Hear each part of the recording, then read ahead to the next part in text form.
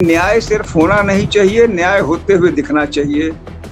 Justice shall not only be done, it shall be seen to be done. अब आप यह बताइए, जो मैंने श्री चंपत राय के बारे में कहा वही मैं एसआईटी के लिए कहूंगा। हमें किसी से कोई गुरेज नहीं है, कोई आपत्ति नहीं है। हम किसी पर सवाल उठाने वाले कि तुमने गलत किया, हमारा क्या अधिकार है? हमारा अधिकार सिर्फ प्रक्रिया को लेके है। प्रक्रियात्मक त्रुटियां एसआईटी के कार्य में निश्चित रूप से हुई। जैसा मैंने पुनः कहा, यह जनमानस से जुड़ा प्रश्न था। आप वहां गए, आपने लोगों से बातचीत की, जांच की, तो आप सील्ड लिफाफे में आपने अपनी रिपोर्ट दे दी। या सील्ड लिफाफे का मामला कतई नहीं है।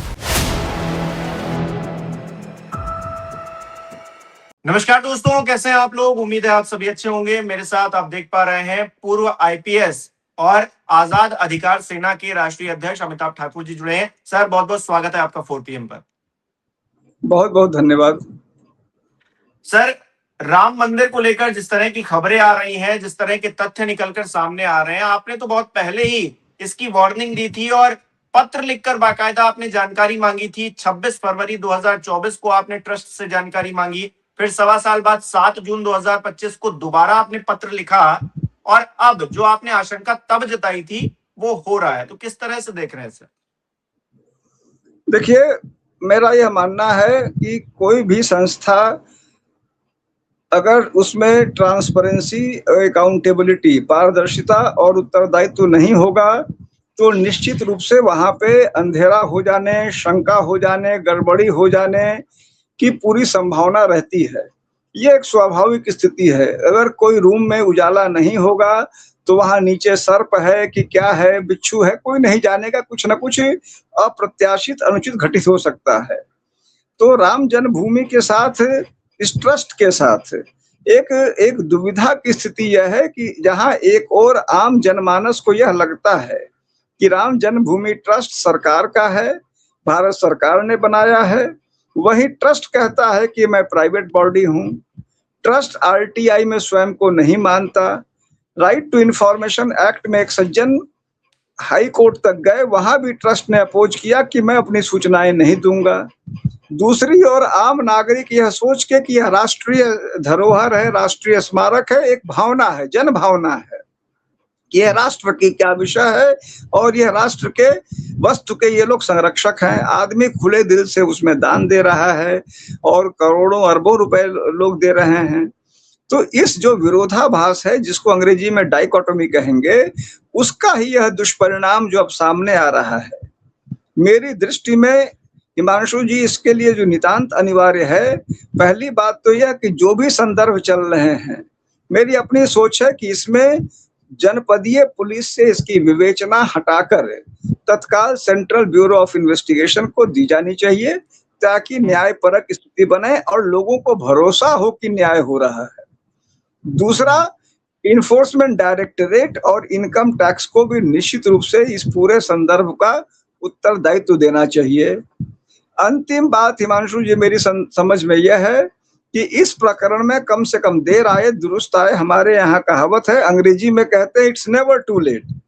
तो इट्स नेवर टू लेट का यह है कि कम से कम अब अपने पूरे ऑडिट को, अपने अकाउंट को ट्रस्ट पारदर्शी बनावे, वेबसाइट पे रखें, क्या आया क्या गया, आम नागरिक, हर व्यक्ति जो भी उसको डोनेट कर रहा है जाने, ताकि हमने 1 रुपया जो दिया उसके बारे में हम जान सकें।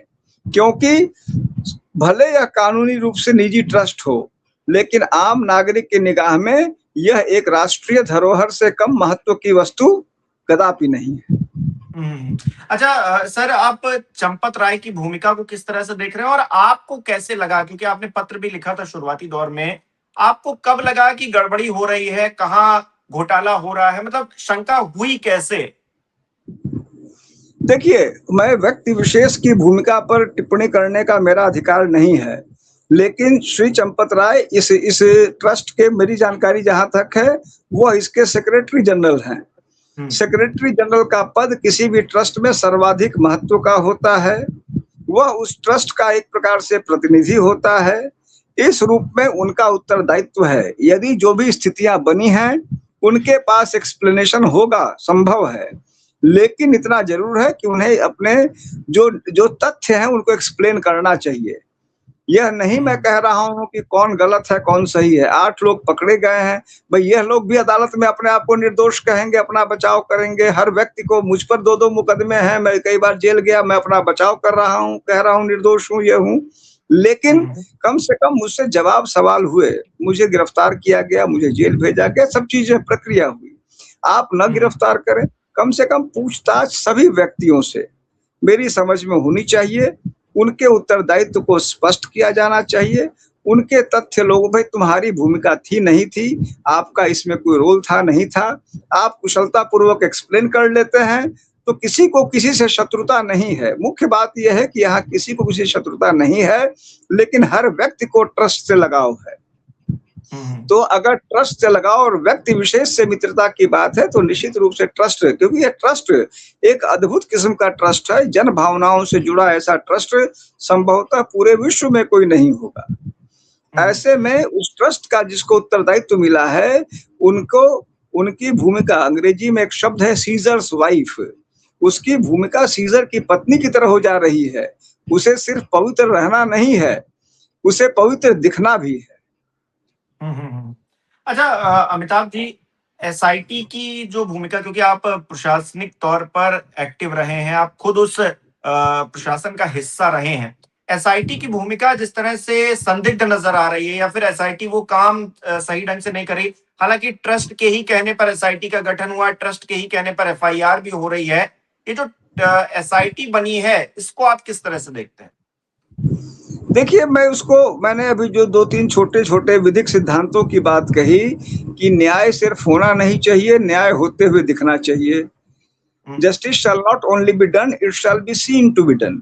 अब आप यह बताइए, जब मैंने श्री चंपत राय के बारे में कहा, वही मैं एसआईटी के लिए कहूंगा। हमें किसी से कोई गुरेज नहीं है, कोई आपत्ति नहीं है। हम किसी पर सवाल उठाने वाले कि तुमने गलत किया, हमारा क्या अधिकार है? हमारा अधिकार सिर्फ प्रक्रिया को लेके है। प्रक्रियात्मक त्रुटियां एसआईटी के कार्य में निश्चित रूप से हुई। जैसा मैंने पुनः कहा, यह जनमानस से जुड़ा प्रश्न था। आप वहां गए, आपने लोगों से बातचीत की, जांच की, तो आप सील्ड लिफाफे में आपने अपनी रिपोर्ट दे दी। या सील्ड लिफाफे का मामला कतई नहीं है। कहीं से भी इसमें राष्ट्रीय सुरक्षा, राष्ट्रीय संरक्षा यह नहीं है कि इसके रिपोर्ट लीक हो जाएगी तो कोई विदेशी ताकत को ला, ये तो है नहीं। ऐसे ही लोगों में इतनी बात तो पूरे विश्व में चली गई है कि राम जन्मभूमि में कुछ न कुछ ऐसा हुआ जो अनुचित था, उतनी निंदा हो ही चुकी है। तो यह राष्ट्रीय संरक्षा सुरक्षा का मामला नहीं है जिसको इस प्रकार से छिपा के रखना था। यह जो छिपाना होता है, वही शंका। कई बार हमारी कोई मंशा नहीं है, लेकिन आप अपने घर में देख लीजिए, आप किसी से धीरे से उसके कान में बोलेंगे तो केवल उसका नाम पूछेंगे, तब भी सामने वाला सोचेगा कि पता नहीं मेरे बारे में ये क्या चुगली कर रहा है। तो निश्चित रूप से तो छिपाने का एक्ट हो गया एक प्रकार से कि हमने लिफाफा दे दिया, हमने क्या दिया, उन्होंने क्या लिया, वही सार्वजनिक कर देते, कोई सवाल नहीं होता। तो प्रक्रियात्मक जो त्रुटियां हो रही हैं, वो इस मामले को अनावश्यक रूप से इस पर गहरे सवाल उत्पन्न कर रही है। अच्छा, कुछ लोगों का इंटरव्यू भी हुआ है, उन्होंने तो खुलकर अपनी बातें रखी हैं। इंजीनियर दीनानाथ हो, वो तो कह रहे हैं कि 40% तक जो है अनिल मिश्रा इस जो कंस्ट्रक्शन का काम चल रहा था उसमें अपना हिस्सा लेते थे। इसके अलावा महिपाल सिंह ने भी कई खुलासे किए, तमाम और लोग भी आए हैं, सोशल मीडिया पर इंटरव्यूज पड़े हुए हैं, तमाम चैनल्स ने किए हैं। वो दावा कर रहे हैं, अलग अलग तरह का दावा कर रहे हैं, लेकिन उन दावों से अलग क्या आपको लग रहा है कि पूरी प्रक्रिया जा रही है? क्योंकि दावे जिस तरह से हो रहे हैं, चंपत राय जी सवालों के घेरे में। अब तो फैजाबाद बार एसोसिएशन ने भी लेटर लिख के बाकायदा कहा है, शिकायत दी है थाने में कि भाई चंपत राय हो, अनिल मिश्रा हो या फिर गोपाल राव हो, इनके खिलाफ एफआईआर दर्ज की जानी चाहिए।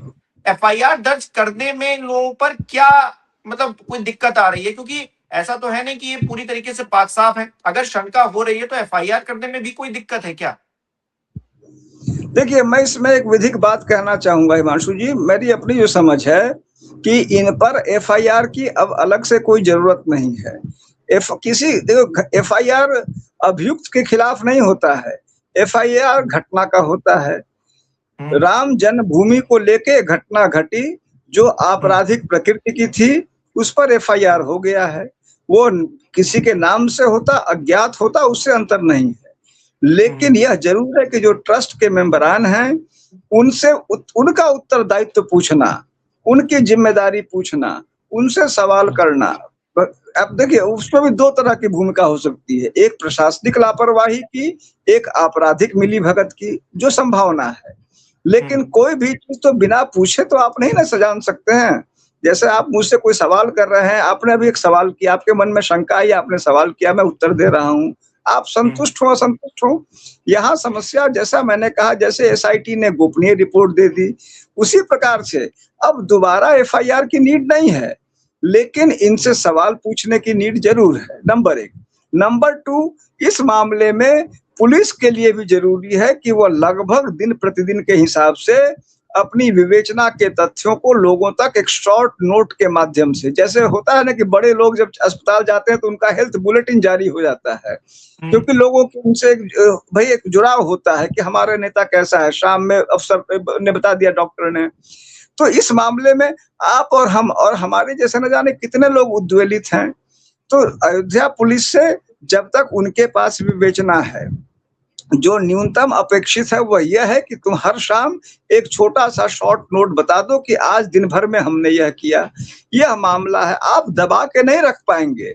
इसको सारा कुछ जो दिक्कत हो रहा है, वो चीज़ों को जो पारदर्शी होना चाहिए, वह अगर अपारदर्शी दिखने लगेगा तो लोगों की शंका बढ़ जाएगी। यह तो एक पहलू है, और दूसरा पहलू यह भी है कि चूँकि यह मामला प्रथम दृष्टया बड़ा दिखता है, अतः मैं दोबारा यह कहूँगा कि इस मामले में सीबीआई, ईडी जैसी संस्थाओं का हस्तक्षेप नितांत अनिवार्य दिखता है।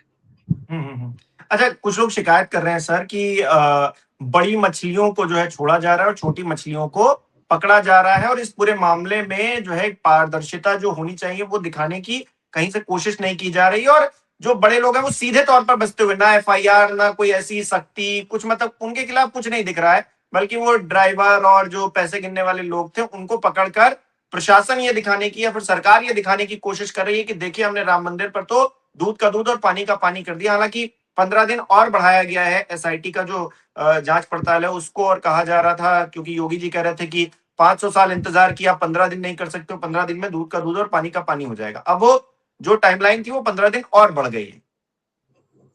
देखिए हिमांशु जी, मैं यहाँ एक चीज़ थोड़ा-सा स्पष्ट करना चाहूँगा कि और लोगों के लिए भी आपके माध्यम से, कि 2 चीज़ें अलग-अलग हैं। एक है आपराधिक मुकदमा, एक है एसआईटी। एसआईटी प्रशासनिक जाँच करेगी।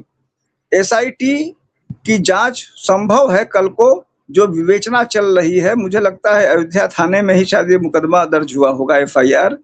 तो अयोध्या थाने की के मुकदमे का वह हिस्सा बनेगा। लेकिन जो प्राथमिक जिम्मेदारी है वह पुलिस की है। विवेचना पुलिस करेगी, और पुलिस के ही विवेचना के आधार पे जो चार्जशीट जाएगा वह कोर्ट में जाएगा, जिस पर कोर्ट विचारण करेगी। इसीलिए एसआईटी एक शॉर्ट टर्म मेजर है। मुख्य उत्तरदायित्व विवेचना की है और वह पुलिस के पास है। यह पुलिस के, स्थानीय पुलिस के पास से इसका सीबीआई में जाना नितांत आवश्यक दिखता है। यह नहीं कि कोई गलत है, सही है, कौन अपराधी है कौन नहीं, उसका निर्णय करता मैं नहीं हूँ। लेकिन चूंकि इस मामले में जो तथ्य लगातार आरोप प्रत्यारोप आ रहे हैं, तो आरोप प्रत्यारोप तो गंभीर है, इसमें कोई शंका नहीं है। वह प्रथम दृष्टया स्थानीय पुलिस, यहाँ तक कि एसएसपी तक के स्तर के अधिकारी से जो लोकल पुलिस में हो, उनके स्तर का नहीं दिखता। यह निश्चित रूप से न्यूनतम सीबीआई का दिखता है, क्योंकि हिंदुस्तान में सीबीआई ही एक ऐसी एजेंसी है जो श्रेष्ठतम इन्वेस्टिगेटिंग बॉडी मानी जाती है, और यह एक ऐसा केस है जिसमें श्रेष्ठतम इन्वेस्टिगेटिंग बॉडी का हस्तक्षेप स्वतः ही अनिवार्य दिखता है। सर, एक कानूनी चीज भी मैं आपसे जानना चाहूंगा। कानूनी चीज ये है कि एसआईटी का गठन क्या बिना एफआईआर के किया जा सकता है? क्योंकि बहुत सारे लोग इस बात पे चर्चा कर रहे हैं कि ना एफआईआर की गई, ना कुछ किया गया, ट्रस्ट के कहने पर एसआईटी का गठन कर दिया गया, और एफआईआर भी की गई तो ट्रस्ट के ही कहने पर की गई। जितनी संजय सिंह वो शिकायत लेकर गए हो, तहरीर लेकर गए हो, या तमाम और लोग गए हो, उन पर एफआईआर दर्ज नहीं हुई है। तो कहने का मतलब ये, क्या एसआईटी का गठन इस तरह से किया जा सकता था जिस तरह से किया गया है? देखिए, आपने मुझसे कानून की बात कही तो मैं कानून का उत्तर दूंगा। कानूनन निश्चित रूप से एसआईटी का गठन बिना किसी एफआईआर के हो सकता है। वह पूरी तरह एक प्रशासनिक विधा है। अगर जो कानून कहता है, एसआईटी के कहने पे एफआईआर हो भी सकती थी, नहीं भी हो सकती थी, यह भी कानून कहता है।